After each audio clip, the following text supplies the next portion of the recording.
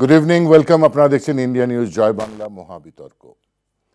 8ই November 8ই November 2016-র কথা বলছি। 8ই November 2016 রাত ঠিক 8টার সময় টেলিভিশনের পর্দায় ভেসে উঠলেন সকলের প্রিয় প্রধানমন্ত্রী নরেন্দ্র মোদী। কিন্তু যে ঘোষণা উনি করলেন তা আম ভারতীয়র একেবারে ঘুম ছুটিয়ে দিয়েছিল। সেটা হচ্ছে যে নোটবন্দি বা ডিমনিটাইজেশন। এই ডিমনিটাইজেশনের জন্য আগামী 1 বছর অর্থাৎ 2017 অবধি মানুষ নানাভাবে বিব্রত হয়েছেন। কারণ পুরনো 1000 টাকার নোট, পুরনো 500 টাকার নোট বাতিল হয়ে গেল 8ই নভেম্বর 2016 রাত্রি 12টা থেকে। ব্যাংক বন্ধ রইল, নতুন নিয়মে ব্যাংক চালু হলো, দীর্ঘ লাইন পড়ল। আর সেই স্মৃতি, তার ওই যে ভোগান্তি ভারতবর্ষের মানুষকে ভুগতে হলো, তার বিনিময়ে আমরা কি পেলাম? ঠিক তার 5 বছর বাদে দাঁড়িয়ে, ঠিক 5টি বছর বাদে দাঁড়িয়ে সেটা ঘুরে দেখা, সেটাকে জানা যে আমরা ঠিক কি পেলাম, হাতে কি রইল আমাদের, সেটা নিয়েই আমাদের মহাবিতর্ক। আজকের মহাবিতর্ক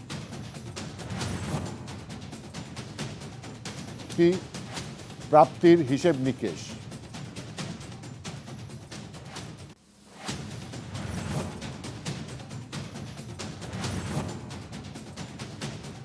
নোটবন্দির 5 বছর পূর্তি, প্রাপ্তির হিসেব নিকেশ। কি ঘোষণা করেছিলেন নরেন্দ্র মোদী সেইটা আগে শুনবো, এবং আলোচনার জন্য আমাদের সঙ্গে রয়েছেন রাজনৈতিক বিশেষজ্ঞ রাজা গোপাল ধর চক্রবর্তী। আগে তাকে স্বাগত জানিনি, তারপর আমরা শুনবো কি বলেছিলেন নরেন্দ্র মোদী। রাজা গোপাল বাবু, আপনি আছেন, শুনতে পাচ্ছেন? হ্যাঁ, আপনাকে স্বাগত, নমস্কার। নমস্কার। নমস্কার। আমরা একবার প্রথমেই শুনে নেব, একবার স্মৃতিচারণ করে নেব 5 বছর আগের সেই রাত্রি 8টার সময় 8ই নভেম্বর 2016-তে কি বলেছিলেন প্রধানমন্ত্রী, তার একটু ছোট্ট অংশ বিশেষ। Brothers and sisters, on the one hand is the problem of terrorism, on the other hand is the challenge posed by corruption and black money. We began our battle against corruption by setting up an SIT headed by a retired Supreme Court judge immediately upon taking office. Since then, a law was passed in 2015 for disclosure of foreign black money. Agreements with many countries, including the USA, have been made to add provisions for sharing banking information. A strict law has come into force from August 2016 to curb Benami transactions, which are used to deploy black money earned through corruption. A scheme was introduced for declaring black money after paying a steep penalty. My dear countrymen, through all these efforts, in the last 2.5 years, we have brought into the open nearly 1,25,000 crore rupees. It's not a small amount. 1,25,000 crore rupees of black money belonging to the corrupt. Honest citizens want this fight against corruption, black money, Benami property, terrorism, and counterfeiting to continue. Which honest citizen would not be pained by reports of crores worth of currency notes stashed under the beds of government officers? Or by reports of cash found in gunny bags? The magnitude of cash circulation is directly linked to the inflation become worse through the deployment of cash earned in corrupt ways. The poor have to bear the brunt of this. It is only now, as I speak to you, that various agencies like banks, post office, railways, hospitals, and others are being informed. The Reserve Bank, banks, and post offices have to make many arrangements at very short notice. Obviously, time will be needed. Therefore, all banks will be closed to the public on 9th November. This may cause some hardship to you. I have full faith that banks and post offices will successfully carry out this great task of national importance.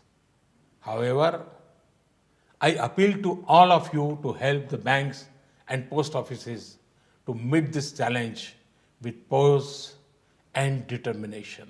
My dear citizens, from time to time, based on currency needs, the Reserve Bank, with the approval of the central government, brings out new notes of higher value.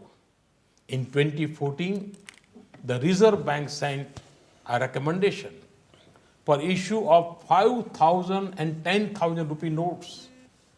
After careful consideration, this was not accepted. Now, as part of this exercise, RBI's, Reserve Bank's recommendation to issue 2,000 rupees notes has been accepted. New notes of 500 rupees and 2,000 rupees with completely new design will be introduced.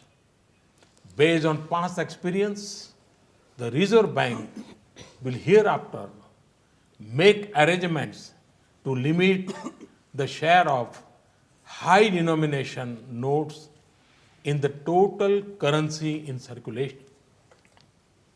In country's history, there come moments when every person feels he too should be the part of that moment, that he too should make his contribution to the country's progress. Such moments come but rarely. কি ভোগান্তি হয়েছিল তার একটা ছবি আমরা আপনাদের সামনে দেখাচ্ছি। সেই মুহূর্তে দীর্ঘ লাইন পড়ে গিয়েছিল ব্যাংকগুলির সামনে, এটিএম এর সামনে, তার একটা ছবি আপনারা দেখতে পাচ্ছেন। এবারে রাজাগোপাল বাবু, আমি আপনার কাছে ফিরব। নোটবন্দি হয়ে গেল, 1000 টাকা এবং 500 টাকার নোট বন্দি হয়ে গেল। কি পেলাম 5 বছর বাদে আমরা? বলবো, দেখুন, নোটবন্দি যখন হলো, ডিমনিটাইজেশন যে রাত্রে হলো, মানে অনেকের কাছেই ছিল একটা স্বপ্ন। অনেকের মনে হতো যে এই বড় টাকার নোট বাতিল হলে বুঝি যারা বেআইনি টাকা হোল্ড করে আছে তাদের অসুবিধে হবে এবং সাধারণ মানুষের সুবিধে হবে, এরকম একটা ধারণা অনেকের মধ্যে ছিল। এবং অনেকে ভাবলো বুঝি একটা দেশে একটা অর্থনীতির বিপ্লব হতে চলছে, সংস্কার হতে চলছে। কিন্তু তার পরের দিন থেকেই যখন মানে মানুষ তার নিয়মিত খরচা করার জন্য যে টাকা পয়সা প্রয়োজন সেগুলো সে তার পেতে অসুবিধা হলো, ব্যাংক ট্যাঙ্ক ইত্যাদিতে নানান সবাই ফেস করেছে। এবং যাদের কাছে প্রচুর এই 500 টাকা বা 1000 টাকার নোট ছিল, সরকার দিন বলে দিয়েছিল সেই দিনের মধ্যে তাদেরকে ব্যাংকে গেলে টাকা ফেরত পাবে। যাদের পয়সা আছে, তাদের যোগাযোগ আছে, তারা সব করে নিয়েছে। আর আমাদের দেশে যারা ছোটখাটো ব্যবসা করে তাদেরও টাকা এরকম রাখতে হয়, তাহলে ছোটখাটো ব্যবসা করা মুশকিল হয়। তাদেরও বেশ অসুবিধে হয়েছে এবং তাদের অনেকেরই এই ব্যবসাটা করেন ইনফর্মালি করেন। আমাদের দেশে ইনফর্মাল সেক্টরে এই ছোট ব্যবসাটা মানে বেশ বড় সংখ্যা আছে, তারা বেশ বিপদে পড়েছিল। তাদের টাকা পয়সা গুলো সব কেউ ক্ষতিগ্রস্ত হয়েছে সেভাবে শুনেই টাকা সরকার তুলেছে, দিয়ে দেবে, দিয়েও দিয়েছে।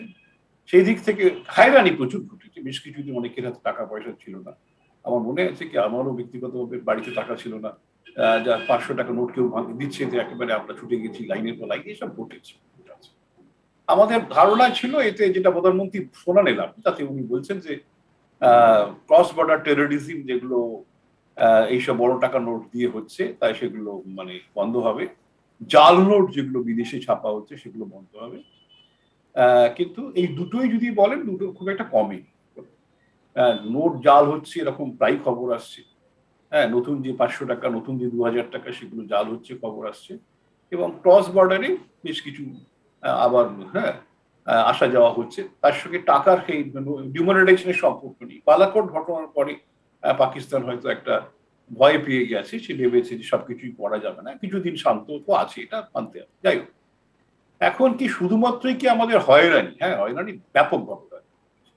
এবং বেশ কিছু ইনফর্মাল সেক্টরে যারা ব্যবসা করতো তারা বোধহয় অনেকেই ব্যবসা আর করে উঠতে পারে টাকা দিয়ে, যাদের হ্যাঁ একেবারে যারা কোনো রেকর্ড রাখতো না, ট্যাক্স দিত না, তারা অনেকেই হয়তো ব্যবসা করে উঠতে পারেনি। ট্যাক্স দিত না বলি তাদের খরচা কম হতো বলি বাজারে টিকে থাকতো, এই সত্যি কথা। এখন যেটা ঘটে গেল, সরকারের কাছে সব খবর আছে, কে কত 500 টাকার নোট এক্সচেঞ্জ করেছে, 1000 টাকার নোট এক্সচেঞ্জ করেছে, ব্যাংকের মাধ্যম দিয়ে দিতে হয়েছে, সব খবর আছে। সরকার আমাদের জানিয়েছিল ব্যবস্থা নেবে, আমরা শুনিনি কোনো ব্যবস্থা নেওয়া হয়েছে না। অর্থাৎ যাদের টাকা মানে যারা বড় টাকার নোট রেখেছেন, কোটি কোটি টাকা, কয়েক হাজার কোটি টাকা জমা দিয়ে ব্যাংক থেকে ফ্রেশ নোট নিয়ে গেছেন, আমরা সেগুলো কোনো দেখিনি তাদের বিরুদ্ধে অ্যাকশন, এইগুলো কিছুই ঘটে। তবে প্রাপ্তি কি পুরো শূন্য না? আমি কতগুলো কথা বলবো যে একটা জিনিস আজকের এই যে 2 বছর ধরে আমরা যে করোনা কালে রয়েছি, আজকের ইকোনমিটা এই করোনা কালে আমাদের মতন পার্টিকুলার মধ্যবিত্তদের এবং দেশের অর্থনীতিতে এই ডিজিটালাইজেশন বিরাটভাবে হেল্প করছে। আমরা ঘরে বসে অনলাইনে জিনিসপত্র কিনেছি, আমাদের যে ইউপিআই ইউনিভার্সাল যে পেমেন্ট ইনস্ট্রুমেন্ট তৈরি হয়েছে, সে তার মাধ্যম দিয়ে মানে প্রচুর কেনাকাটা ইত্যাদি মানে নানান ভাবে ছড়িয়ে পড়েছে। এই যে ডিজিটাল ইকোনমিটা আজকের বড়লোকদের ব্যাপার নয়, রাস্তাঘাটে দোকানে সব জায়গায় ছড়িয়ে পড়েছে। এবং গুগল পে, হ্যাঁ, রুপি পে, হ্যান ত্যান নানান ধরনের, আমি নিজে জানি না, কারণ বহু প্রত্যন্ত অঞ্চলে গিয়ে দেখেছি, আমি বলছি ভাই আমার কাছে পয়সা নেই, বলছি গুগল পে করে দিন, রুপে করে দিন, হ্যান ত্যান, এসব তারা সব জেনে গেছে। অনেকটাই সবাই জেনে গেছে আমি বলছি না, কিন্তু একটা ডিজিটাল ইকোনমি যে ব্যাপকভাবে সারা অর্থনীতিতে ছড়িয়ে পড়েছে কোনো সন্দেহ নেই। এবং এটা না থাকলে কিন্তু রাস্তায় মানুষকে নামতে হতো, এবং বহু মানুষ রাস্তায় নামবে, কিন্তু করোনা হয়তো ব্যাপকভাবে বাড়বে। করোনা থেকে এই ডিজিটাল ইকোনমিটা আমাদের কিন্তু একটা উদ্ধার করেছে। মানে এটা ব্লেসিং ইন 2 নম্বর ডিসগাইজ হয়েছে, মানে ব্লেসিং ইন ডিসগাইজ। হ্যাঁ, কারণ আমরা তো তখন আজ করতে পারিনি যে করোনা বলে কিছু আসবে বা পৃথিবীকে আক্রমণ করবে, কিন্তু এই যে নোটবন্দির ভোগান্তিটা কোথাও গিয়ে একটা আশীর্বাদ হয়ে দাঁড়িয়েছে, অন্তত আমাদের ক্ষেত্রে, ভারতবর্ষের মতো দেশে। নিঃসন্দেহে ভারতবর্ষের মধ্যে একটা আশীর্বাদ হয়েছে, এটা একটা দিক আমার তো নিঃসন্দেহে বলতে হবে। আরেকটা জিনিস দেখুন, যে মানে মানুষ বুঝে গেছে যে পুরোপুরি ইনফর্মাল ভাবে অর্থনীতি চলবে। আমি রোজগার করি, আমাকে ট্যাক্স দিতে হবে, এটা এখন বোঝার সময় এসেছে। কিছু মানে আমরা ইকোনমিটাকে সেভাবে তৈরি না করলে, অনেকে আছেন বিভিন্ন জায়গায় রিয়েল এস্টেটের বিজনেস করেন, বা ডাক্তারি করেন, ইঞ্জিনিয়ারিং করেন, আর্কিটেকচার, মানে প্রচুর টাকা দিয়ে তাদের মানে কাজ করছে, ট্যাক্স দেন। এখন এমন একটা জায়গায় ধীরে ধীরে চলে যাচ্ছে, তাতে কিন্তু এই জিএসটি সিস্টেমটা আসার ফলে আমরা সবাই ক্ষতি, নানান ভাবে চাপ, আমাদের ট্যাক্স দিতে হচ্ছে, নানান ভাবে চাপ বেড়েছে, কিন্তু সরকারের আয়ও কিন্তু আপনারা দেখেছেন যে গত মাসে রেকর্ড 1,30,000 কোটি টাকা মানে আদায় হয়েছে। এই এখনো পুরোপুরি ইকোনমি মানে একেবারে বিপর্যয় থেকে উঠে আসেনি, তাও কিন্তু কালেকশনসটা হচ্ছে। কতটা মানুষ কষ্টই দিচ্ছে, কতটা ভালোবেসে, সেটা আমি সে বিতর্কে ঢুকছি না, নিশ্চয়ই চাপ আছে, দিচ্ছে। হ্যাঁ, আমরা যারা অর্থনীতি নিয়ে জানার চর্চা করি তারা অনেকেই জানি যে কর যদি কমানো হয় তাহলে মানুষ ভালোবেসে দেয়, আর কর বাড়ালে মানুষ বাধ্য হয়ে যায়, কারণ উপায় নেই, কে সরকারের সঙ্গে ঝামেলা করবে, কেউ পারে না। সুতরাং কষ্ট হলে ভয়েতেই ট্যাক্সটা লুকিয়ে দেয়, কর কম হলে মানুষ ভালোবেসে দেয় করের আদায়টা, তার ফলে করের আদায়টা অনেক বেশি হয়। এটা হচ্ছে যে পরীক্ষিত ঘটনা। যাই হোক, সেই প্রসঙ্গে বিস্তারিত আলোচনা যাওয়ার সময় নেই, কিন্তু যেটা ঘটেছে, ইকোনমিটা অনেক বেশি আনরেজিস্টার্ড থেকে রেজিস্টার্ড ইকোনমি হয়েছে, যা খরচা হচ্ছে রেকর্ড হয়েছে, সরকারের আয়ও বেড়েছে, কিন্তু আমাদের যে অংশটা ইনফর্মাল ইকোনমি, একটা ব্যাপক অংশ, অস্বীকার করার উপায় তো নেই। এখনো দেশের 50% বেশি হচ্ছে ইনফর্মাল সেক্টর, সেখানে টাকা দিয়েই চলে। হ্যাঁ, এখন ধীরে ধীরে আপনি যদি দেখেন যে আমাদের যে এই সমস্ত কি বলে সারদা কেলেঙ্কারি যেটা ঘটে গেল, মানুষের ব্যাংক অ্যাকাউন্ট ছিল না, কিছুই ছিল না, মানুষ ফাঁদে পড়েছে, এরকম নানান ধরনের চিটফান্ড অ্যাকাউন্ট তৈরি হয়েছে। এখন কিন্তু এই যে যেটাকে আমরা বলছি যে ফিনান্সিয়াল ইকোনমির বাইরে মানুষ রয়ে গেছে, তারা কি আজকে বিশাল সংখ্যক মানুষ কিন্তু ব্যাংকে অ্যাকাউন্ট খুলছে, এবং পশ্চিমবঙ্গ সরকার, অন্য রাজ্যের সরকারও তারা ব্যাংক অ্যাকাউন্টের মাধ্যম দিয়েই আজকে তারা সবকিছু পাঠাচ্ছে, মানে ইন্ডিভিজুয়াল বেনিফিটসও পাঠাচ্ছে। তো মোটামুটি সবাই বুঝে গেছে যে এই ব্যাংকের ট্রান্সফারটা অনেকটা মোর সিকিউর দেন মানে হাতে হাতে টাকা দেওয়া। এই অনেকগুলো, এই আপনি যেটাকে বলছেন যে ব্লেজিং ইন ডিসগাইজ, মানে ছদ্মবেশে যে সমস্ত উপকারগুলো আমাদের এসেছে, ছদ্মবেশে বেশ কিছু উপকার এসেছে, এবং হোল স্কিমটা পরিচালনা করতে গিয়ে যে ধরনের ব্যাপক খরচা হয়েছে, হ্যাঁ, কয়েক লক্ষ কোটি টাকা খরচা হয়েছে, সেটার হয়তো প্রয়োজন ছিল কিনা জানি না। সেই টাকাটা অন্যভাবে খরচা করলে হয়তো মানুষের উপকার আসতো। কিন্তু মানুষ বুঝে গেছে এই ধরনের রোম্যান্টিসিজম, অর্থনীতিতে এই ধরনের রোম্যান্টিসিজম একটা কাজে দেয় না। এটা কেন্দ্রের যারা সরকার আছে তারা তো চিরকাল থাকবে না, তারাও বুঝেছে। তারা আগামী দিনে যদি তারা ক্ষমতা আসে, তারাও এই ধরনের রোম্যান্টিসিজম থেকে দূরে থাকবে, এবং আগামী দিনে যদি অন্য কেউ আসে, তারাও বুঝে যাবে যে সরকারের চালাতে গেলে ওই ধরনের রোম্যান্টিসিজম চলে না। তবে এটাও কিন্তু সৌভিকদা, আমি পরিষ্কার বলতে চাই, অনেক ঝঞ্ঝট ঘটেছে, কিন্তু মানুষের নিশ্চয়ই আশা কোথাও ছিল। আমার পকেটে কোনো টাকা নেই, আমাকে অনেকটা হাঁটতে হয়েছে, কোথায় এটিএম খুঁজে পাওয়া যায়। হ্যাঁ, আমার থেকেও যারা আরো গরিব মানুষ, তারা রাস্তায় রয়েছেন, কারোকে দেখিনি এটিএম ভাঙতে। পুলিশের এই গাড়ি যাচ্ছে, এটিএম এ যারা টাকা নিয়ে যায় সে গাড়ি যাচ্ছে, কেউ কোথাও দেখিনি যে ওই গাড়িটাকে ভেঙে টাকা লুট করো। হ্যাঁ, কলকাতা তো সম্ভব নয়, পশ্চিমবঙ্গের নানান জায়গায়, ভারতবর্ষে কোথাও কোথাও কিন্তু সেটা ঘটে। এমন একটা ঘটনা ঘটলো, মানুষের কাছে টাকা ছিল। বোঝায় এই যে একটা সরকার নতুন স্কিম করছে, এতে হয়তো একটা কিছু অর্থনৈতিক উপকার হবে, একটা স্যাক্রিফাইস করলে হয়তো আগামী দিনে বিরাট কিছু প্রাপ্তি ঘটবে, এই আশাতে মানুষ কিন্তু কোঅপারেট করে গেছে। তবে তেমন কিছু সুযোগ মেলেনি, যা মিলেছে ছদ্মবেশেই সরকারের আয় বেড়েছে, এবং আমরা করোনাকালে ডিজিটাল ইকোনমি হওয়ার ফলেতে আমরা কিছু উপকার পেয়েছি। এবার এবারে রাজাগোপাল বাবু, আমার প্রশ্ন আপনার কাছে সরাসরি, যে চারটে অধ্যায়ের কথা বলেছিলেন প্রধানমন্ত্রী, প্রথমত cross border terrorism, note counterfeiting, black money এবং করাপশন, এই চারটের একটা অঙ্গ কি সত্যি আমরা শুধরাতে পেরেছি? করাপশন কি কমেছে সরকারি দপ্তরে? ব্ল্যাক মানি কি উদ্ধার হয়েছে? আমরা প্রথম দুটো কথা আলোচনা করলাম যে ক্রস বর্ডার টেরোরিজম আবার শুরু হয়েছে, নোট কাউন্টারফিটিংও অত ব্যাপক মাত্রায় না হলেও 2000 টাকার নোট এখন সত্যিই ভালোভাবে জাল করাটা কঠিন, তাই সেটা কম হয়। কিন্তু বাকি দুটোর ক্ষেত্রে, করাপশন এবং ব্ল্যাক মানি, এক্ষেত্রে আমরা কি কোথাও সাফল্য পেয়েছি? হ্যাঁ, আমি দেখুন ব্ল্যাক মানি ব্যাপারটা একটু বলি যে ব্ল্যাক মানি যেটা কালো অর্থনীতি, যেটা দেশের মধ্যে বিভিন্ন ধরনের হিসেব রয়ে গেছে, যারা এই নিয়ে গবেষণা করেন তারা দেখাচ্ছেন, যারা কালো টাকা আয় করেন তারা দেশের ভিতরে খুব কম টাকাই রাখেন, 10%-এর বেশি, 10-15% বেশি রাখেন, পুরোটা টাকাই বাইরে চলে যায়, 90% তারা বাইরে চলে যায়। এমন অনেক দেশ আছে সেখানে এমন ধরনের ব্যাংকিং ব্যবস্থা গড়ে উঠেছে যে তারা মানে অন্য কারোকে কে টাকা রাখছে ব্যাংকে তারা এই তথ্য দিতে বাধ্য নয়। বুঝেছেন, এরকম বহু দেশ আছে। আমরা সুইস ব্যাংকিং, এমনকি এই মুহূর্তে ভারতবর্ষে পা রাখা ক্রিপ্টোকারেন্সি, এই মুহূর্তে ভারতবর্ষে সবাই অর্থনীতিতে পা রেখেছে, এই ক্রিপ্টোকারেন্সির ব্যবহার কিন্তু ধনী মানুষরা অনেকদিন আগে থেকেই করছেন। হ্যাঁ, এই ক্রিপ্টো কারেন্সি তো ধরুন, এই যদি আবার শুরু, এটা এক ধরনের বেআইনি টাকা রাখার আর একটা জায়গা তৈরি হয়ে গেছে। সুতরাং এগুলো তো মানে মাধ্যম তৈরি হচ্ছে। আগে এখন আর বিদেশে যাওয়া দরকার নেই, আপনি দেশের মধ্যে রাখতে পারছেন। হ্যাঁ, কিছুটা আপনি ক্রিপ্টো কারেন্সি ছাড়াও সোনা, রূপো, এইসব তো বহুদিনই সেসব জায়গায় মানুষ টাকা রেখেছে, কিন্তু দেশের ভেতরে খুব একটা ছিল না। সবটাই বাইরে চলে যেত। ক্রিপ্টো কারেন্সি আমি জানি না কতটা দেশের মধ্যে, কতটা দেশের বাইরে যাবে, এবং বিদেশ থেকে টাকা ফেরত নিয়ে আসাটা সরকার, নরেন্দ্র মোদী বা তাদের যে দলের লোকেরা আছেন, তারা ভেবেছিলেন যে ক্ষমতায় আসলেই তারা টাকাটা এনে দেবেন বাইরে থেকে, আনা যায়নি। আইনের নানান ধরনের সরকারের মানে চেষ্টার হয়তো ত্রুটি ছিল না, আমি বলবো না যে চেষ্টা করেন, চেষ্টার হয়তো ত্রুটি ছিল না, কিন্তু নানান কারণে 100 টাকা এসে পৌঁছয়নি, এবং কেউই পারবে। তো বোঝাই যাচ্ছে যে বিদেশে একবার টাকা চলে গেলে, যে লোকটা চলে যাচ্ছে, আপনি যখন দুজন বিখ্যাত মানুষ চলে গেলেন, হ্যাঁ, একজন তো ভারতবর্ষের এমপি ছিলেন, সংসদ ছিলেন দুবার টান, তারা চলে গেলে মানুষটাকে আমরা ধরতে পারলাম না, টাকা কি আনা যায়, সবগুলো মানে বোঝাই যাচ্ছে আইনের এমনই সব ব্যবস্থা আছে। হ্যাঁ, সুতরাং সে টাকা কোনোদিন হয়তো আসবে না।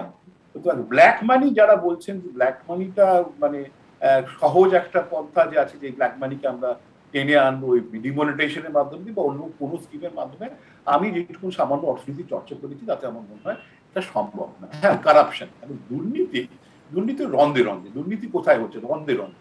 হ্যাঁ, মানুষ ফেভার ছাড়া কোনো কাজ করতে চায় না। যারই ক্ষমতা আছে সে দুর্বলের কাছে ক্ষমতার সে ব্যবহার করে সুযোগ নিতে চায়, এটা তো বোঝাই যায়। এটা বেসরকারি ক্ষেত্রেও আছে, সরকারি ক্ষেত্রে তো ব্যাপকভাবে আছে। এবং তার সঙ্গে টাকা পয়সা সে নানানভাবে সে 500 টাকা 1000 টাকা এসব ব্যাপার নেই, সে নানানভাবে সুবিধাটা দিয়ে সে সুতরাং সেই যে কারাপশনটা দূর যে ডিমনিটাইজ করে হবে, এটা যখন ভাবা হয়েছিল একটা বোকামি, একেবারেই বোকামি। এটার সঙ্গে কোনো ইয়েই নেই।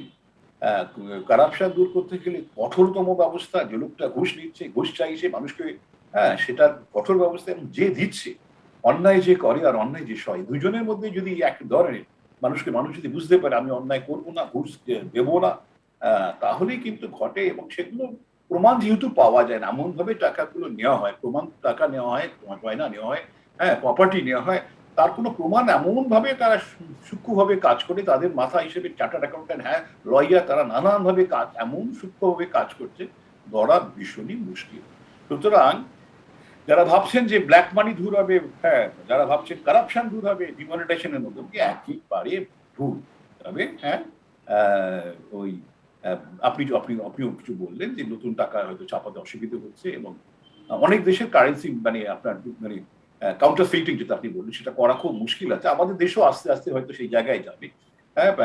সুতরাং ওই প্রথম যে ওই কাউন্টারফেইটিংটা অনেকটা হয়তো বন্ধ করা সম্ভব, এবং ক্রস বর্ডার টেরোরিজম, যারা যদি কাউন্টারফেইটিং বন্ধ করা সম্ভব, কিন্তু আমাদের টাকা বাইরে পাকিস্তানে ছাপিয়ে বা অন্য কোথাও ছাপিয়ে টেরোরিজম ঢুকতে পারবে না, সেটা তাহলে দ্বিতীয়টা বন্ধ হলে প্রথমটাও বন্ধ হওয়ার সম্ভাবনা আছে। এই দুটোর মধ্যে একটা লিঙ্ক আছে, কিন্তু ব্ল্যাক মানি এবং কারাপশন এই দুটো কিছুতেই ডিমনিটাইজেশন কেন কোনো পদ্ধতিতেই রোধ করা সম্ভব নয়। মানে সারা পৃথিবীর মানুষের কাছেই এর বিরুদ্ধে কোনো হয়তো নানা রকম উইন্ডোজ আছে, কিন্তু একেবারে বন্ধ করে দেওয়া যায়, জিরো করে দেওয়া যায়, এরকম কোনো অস্ত্র এখনো মানুষের হাতে ওঠেনি। কারণ মানুষের ইনস্টিংক্টের মধ্যেই পড়ে এই অসততা বা ডিসঅনেস্টি বা করাপশন, এটা মানুষের বেসিক ইনস্টিংক্টের মধ্যেই পড়ে সম্ভবত। কারণ এই যে আমরা 5 বছর বাদে ফিরে দেখছি, আপনি একজন প্রাজ্ঞ মানুষ, শিক্ষক মানুষ, আপনার চোখে এটাকে আপনি কতটা সফল বলবেন? 10% না 80%? না, আমি দেখুন, ব্যাপারটা হচ্ছে যে একটা পাবলিক পারসেপশন ছিল। আমি যখন ছোট ছিলাম, আমাদের যারা শিক্ষক ছিলেন স্কুলে কলেজে, তাদের অনেকেই বামপন্থী চিন্তায় মানুষ। তাদের অনেকেই এই ধরনের কথা আমাদের বলতো যে 500 টাকা, বড় টাকার নোট যদি বাতিল হয়ে যায়, তাহলে মানে দেশের আমরা করতে পারবো, ব্ল্যাক মানি দূর করতে পারবো, এরকম আমরা ছোট বয়সেই আমরা শুনে এসেছি। ওয়াংচু কমিটি ও ব্ল্যাক মানি তৈরি হয়েছিল, তারা এই ধরনের সাজেশন দিয়েছিল। সুতরাং এই প্রকল্পটা যদি এই ধরনের না হতো, মানুষ হয়তো মনে করতো এই সরকারটা ভীতু সরকার। তার ফলে মোদী সরকার কিন্তু এটা করে দেখিয়ে দিয়েছে যে সে একটা মানে সাধারণ মানুষের পারসেপশনটা খুব ইম্পর্টেন্ট। পারসেপশনের কাছে মোদী সরকারের একটা যে শক্তিশালী, ভীতি, ভয় পায় না, এরকম একটা ধারণা কিন্তু তৈরি হয়েছে। এবং কিন্তু এটা যে এফেক্টিভ হয়নি, সেটা তো মানে আমরা বুঝতে পারছি। তবে ওই বললাম যে এখন করোনা কালের মধ্যে দিয়ে, অন্য সময় যদি আপনি আমায় করোনা যদি না হতো, আমি হয়তো 10-এ 2-3 দিতাম, কিন্তু করোনা হওয়ার ফলে আমাদের ডিজিটাল ইকোনমি যেভাবে আমাদেরকে সুরক্ষা দিয়েছে, জিএসটির আয় যেভাবে বেড়েছে, তাতে আমাকে 5-এর উপরেই রাখতে হচ্ছে। এইটুকুনি আমি খালি বলবো। রাজাগোপাল বাবু আমাদের সঙ্গে কথা বলার জন্য। আমরা কথা বললাম আমাদের রাজনৈতিক বিশ্লেষক রাজাগোপাল ধর চক্রবর্তীর সঙ্গে। নোটবন্দির এই 5ম বর্ষে দাঁড়িয়ে, 8ই নভেম্বর 2021-এ দাঁড়িয়ে আমরা একটা মূল্যায়ন করার চেষ্টা করলাম ওনার কাছে, শুনলাম ওনার যা ভাবনা চিন্তা, ওনার যে পারসেপশন, যে এই নোটবন্দিটা মানুষের জন্য, ভারতবর্ষের জন্য কতটা সফল বা কতটা ব্যর্থ, সেই নিয়ে এই আলোচনা। বিষয় হচ্ছে যে এই নোটবন্দিতে মানুষের অসুবিধা হয়েছে, প্রচুর মানুষ প্রাণ হারিয়েছেন লাইনে দাঁড়িয়ে, হার্ট অ্যাটাক করে, সন্দেহে, ভয় পেয়ে মানুষ মারা গিয়েছেন। নিঃসন্দেহে সেগুলো অত্যন্ত দুঃখজনক অধ্যায় ছিল 2016 নভেম্বর মাস, ডিসেম্বর মাস এবং জানুয়ারি মাস। মানুষের জীবনে সত্যি একটা বলবো দীর্ঘ অধ্যায়। সমুদ্র হিমাচল ভারতবর্ষ একেবারে কঠিন অবস্থায় দাঁড়িয়েছিল। সেই রকম জায়গা থেকে দাঁড়িয়ে আজকে 2021-এ যখন আমরা করোনার ঝড়, প্রথম ঢেউ, দ্বিতীয় ঢেউ এবং তৃতীয় ঢেউ আসবে প্রায়, এরকম একটা সময়ে দাঁড়িয়ে মনে হচ্ছে যে কোথাও কোথাও হয়তো এই ডিজিটাল লেনদেন ব্যবস্থাটা যদি একদম না থাকতো, এই করোনার সুপার স্প্রেডার ভূমিকা নিয়ে নিত, সাধারণ মানুষ তাদের বাঁচার লড়াইয়ে, সেটা অন্তত রোখা গিয়েছে প্রথম ঢেউ এবং দ্বিতীয় ঢেউয়ের ক্ষেত্রে। এর জন্য অবশ্যই সাধুবাদ প্রাপ্য সেই ডিমনিটাইজেশনের। এটুকু বলেই আপাতত শেষ করি, কারণ বিরুদ্ধ কথা তো এতক্ষণ শুনলাম বা আলোচনাও করলাম যে ভুলগুলো, কিন্তু যা পাওয়া গিয়েছে সেটাই বা কম কি, এটা ভেবেই মনে হয় যে এই অনুষ্ঠানটা এই মুহূর্তে শেষ করা ভালো। প্রত্যেকে ভালো থাকবেন, শুভরাত্রি।